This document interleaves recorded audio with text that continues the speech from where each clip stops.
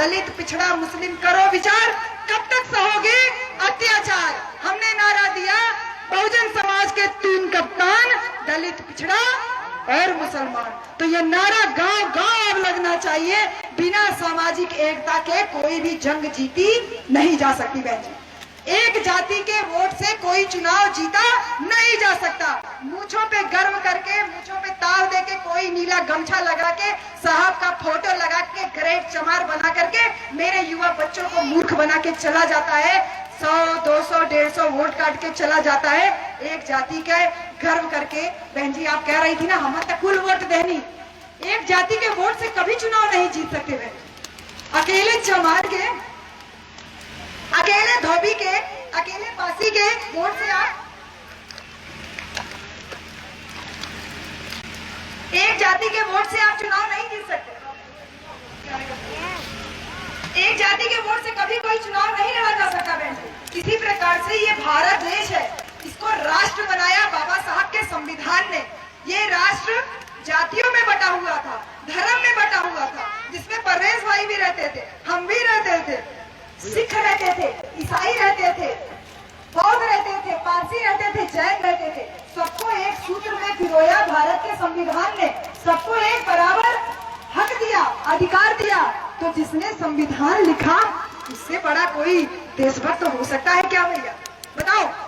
जिसने संविधान लिखा उससे बड़ा देशभक्त कोई हो सकता है क्या बहन जी? उससे बड़ा कोई देशभक्त हो सकता है? तो जो 1-1 किलो नमक पे आपको बोले ना बहनी नमक खा दिया हो तो नमक के हक ना अदा करबू, आप इन्हन से बोलिए आपकी दाई कि नमक के हक तो तोहने के अदा करे के है। काहे कि हमारे बाप तो रहने जे संविधान लिख देने, संविधान लिख के तोरे ऊपर इतना कर्जा लाद देने, चला तोहन संविधान के सम्मान करे खातिर अब की दाई बहुजन समाज के देश के पीएम बनावा, देश के पीएम के कुर्सी पर लेके चला, तब जाना कि तोहन अपन नमक का हक अदा करत होगा। इसलिए मेरे प्यारे भाइयों, अंत में मैं सिर्फ आपसे इतनी बात करूंगी, हम गांव गांव घूम रहे हैं, मुझे नहीं पता मैं कितने दिन नौकरी कर पाऊंगी, कितनी रातें मेरी जगते हुए बीती है 10 तारीख से मैं बता नहीं सकती आपको। 2-3 घंटा से ज्यादा नींद नहीं आती, बेचैनी हो रखी है। आप पता नहीं कैसे आप सो पा रहे हो, अपने घर में खा पी पा रहे हो। मेरी हालत ऐसी हो गई है कि बस मुझे ये लगता है कि मैं आज नौकरी छोड़ दूं कि मैं कल नौकरी छोड़ दूं। मैं हिम्मत नहीं कर पा रही क्योंकि मेरे पास आय का कोई दूसरा साधन नहीं है। मुझे पता है ये दारू शराब और सुर्ती पीने वाला खाने वाला समाज मुझे खाना तो दे सकता है, लेकिन चलने के लिए मेरी गाड़ी में तेल नहीं डलवा सकता। मैं हिम्मत तुम्हारी वजह से नहीं कर पा रही। अगर तुम मजबूत हो जाओ मेरे प्यारे भाई, तो मैं अपना सब कुछ छोड़ करके, वैसे भी हम पति पत्नी 2 ही लोग हैं, पिछले 12 साल से हम 2 ही लोग हैं, और हमने तय किया है कि हम पूरी जिंदगी अपने नाम पे कोई बैंक बैलेंस रुपया पैसा कुछ भी नहीं रखेंगे। मेरा जो कुछ भी है ये समाज के लिए। ये नौकरी मेरे बाप की वजह से नहीं मिली, मेरे बड़े बाप की वजह से मिली, मेरे बाबा साहब की वजह से मिली। तो ये तनख्वाह, ये पैसा मेरा कैसे हो सकता है? ये मेरा कैसे हो सकता है? ये मेरे बाप ने मेरे समाज के लिए मुझे दिलवाया था, तो मैं इससे अपना मकान कैसे बना सकती हूँ? तो हमने पूरा तय किया कि हम कोई घर मकान कुछ भी नहीं बनाएंगे बहन जी, और इतना त्याग करके तब हम आपके बीच में निकले। हमने पहले अपने घर को सुधारा, स्वयं को सुधारा, तब हम आपके बीच में आए। तो ये बताओ, मैं आपसे उम्र में बहुत छोटी हूँ, अगर मैं इतना प्रतिज्ञा लेकर के आपके बीच में रह सकती हूँ, तो क्या आप एक छोटी सी प्रतिज्ञा नहीं कर सकते कि वोट को किसी भी कीमत पे नहीं बिकने देना? ये सर्व समाज के लोगों से अपील है। यहाँ मौर्य बैठे होंगे, कुशवाहा बैठे होंगे, निषाद बैठे होंगे। अरे एक एक जाति को उठा करके साहब ने नेता बनाया था। साहब कांसीराम एक बार बहुत तेज हंसने लगे थे, पंजाब में थे। उनके एक साथी ने बोले साहब क्यों हंस रहे हैं?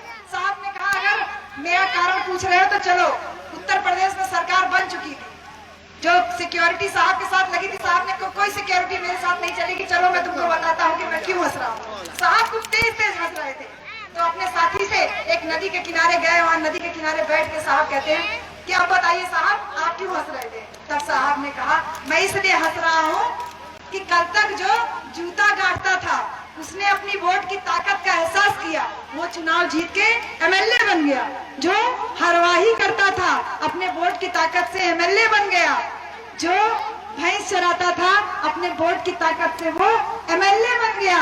जो मछली मारता था, जो भैंस चराता था, अलग अलग जातियों का पेशा करता था, उसने अपनी वोट से अपने आप को एमएलए बना लिया। मुझे आज ये सोच के बहुत हंसी आ रही है कि कल वो साफ सुथरा पैंट शर्ट पहनेगा, कोट पैंट पहनेगा और कोट पैंट पहन के हाथ में फाइल लेकर के जो हरवाई करने वाला, खेत में काम करने वाला, भैंस चराने वाला समाज, वो जब फाइल लेकर के संसद के अंदर जाएगा तो संसद के अंदर का वो नजारा जो होगा वो देखने लायक होगा, क्योंकि इन मनवादियों के छाती पे सांप लौट रहा होगा। तो वो सोच करके मुझे आज बहुत गर्व की अनुभूति हो रही है और साथ ही साथ मुझे बहुत हंसी भी आ रही है। इसलिए मेरे बहुजन समाज के साथियों, यहाँ सर्व समाज के लोग अगर बैठे हो तो ये मान के चलो कि मैं बहुत सम्मान करती हूँ केशव प्रसाद मौर्य जी का।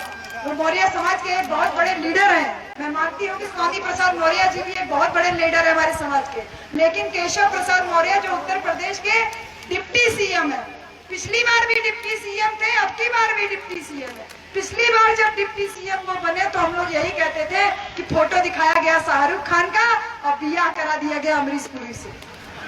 पिछले चुनाव में यही कहा हुआ था। पिछली बार भी बेचारे डिप्टी सीएम थे, अब की बार भी वो डिप्टी सीएम है।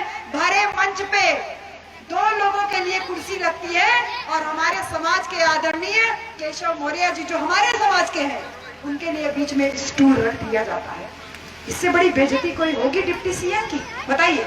वो सीएम की बेइज्जती नहीं है, वो मेरे समाज को संदेशा देना चाह रहे हैं कि तुम चाहे जितनी ऊंची पोजीशन पे पहुंच जाओगे, तुम्हारी इज्जत, औकात, हैसियत कभी भी हमारे बगल में आने वाली नहीं है। इसलिए अंतिम यही बात है कि एकजुट रहिए। जो बाबा साहब का नारा था, जिसपे साहब ने काम करके आपको यहाँ तक पहुँचाया, 4-4 बार मुख्यमंत्री बनाया, तुम्हारे अंदर ये इंजेक्शन लगाया कि सारा सीट हारने के बावजूद आज मेरा भाई यहाँ खड़े होकर के बोल रहा था कि अगली बार अपनी बहन को पीएम बनाएंगे।